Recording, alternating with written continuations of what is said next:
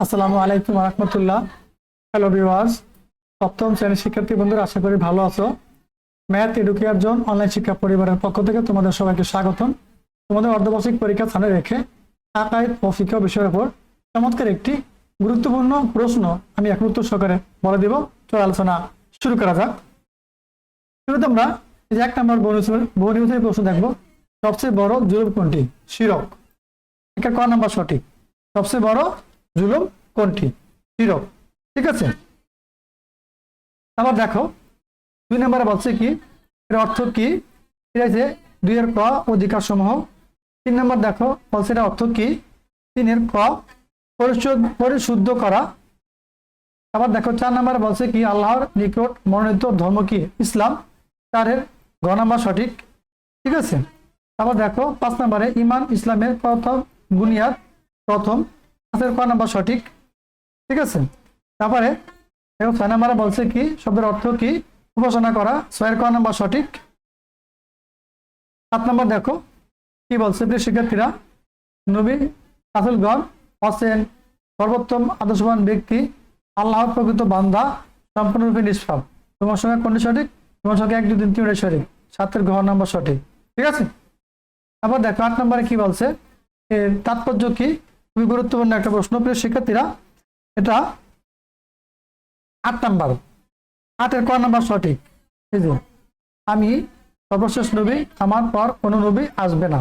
এই যে এটা খুবই গুরুত্বপূর্ণ, পরীক্ষা আসবেই।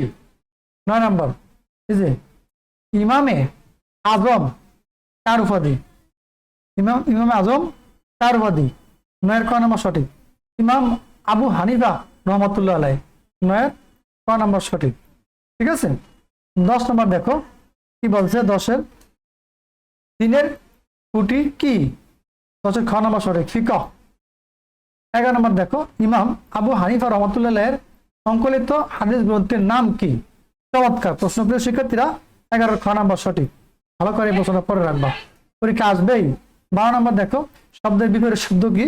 যে আমরা বাংলায় পড়ি শব্দ বিপরীত শব্দ সমর্থক শব্দ, এখানে বলছে যে এত শব্দের বিপরীত শব্দ কি?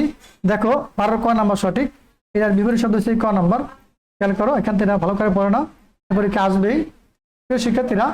আবার এখান থেকে দেখলে এবার 13 নম্বরে কি বলছে, এর অর্থ কি? 13 গ নাম্বার সঠিক, অপবিত্র। আবার 14 দেখো শব্দের অর্থ কি? 14 হচ্ছে প্রকৃত। 14 ক নাম্বার সঠিক। আবার দেখো 15 কমপক্ষে কয়টি ঢিলা ব্যবহার করতে হয়? 15 নম্বর দেখো কি বলছে, যে 15 ক নাম্বার সঠিক, 3টি ঢিলা ব্যবহার করতে হয় কমপক্ষে। 16 নম্বর দেখো শব্দের অর্থ কি? খুবই গুরুত্বপূর্ণ, ইচ্ছা করা। 16 ক নাম্বার সঠিক। আবার দেখো 17 নম্বর প্রশ্ন, কোন গাছের ডাল দিয়ে মিসওয়াকে করা উত্তম? মানে কোন গাছের ডাল দিয়ে মিসওয়াক করা উত্তম? খুবই গুরুত্বপূর্ণ প্রশ্ন, প্রিয় শিক্ষার্থীরা, কিন্তু আসবেই। এই যে জাইতুন গাছের। ঠিক আছে।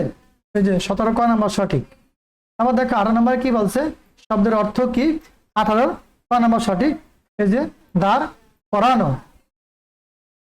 19 দেখো আদানের বাক্য সমূহের অনুরূপ বাক্য কি? দেখো 19 এর খ নাম্বার সঠিক, ইকামতের। মানে আদানের যেরকম বাক্য, ইকামতের একদম বাক্য দিতে হয়, খালি একটা একটা জিনিস মাঝখানে বাড়তি বলতে হয়। এটা বলছে আদানের আর ইকামতের যে কাছাকাছি 20।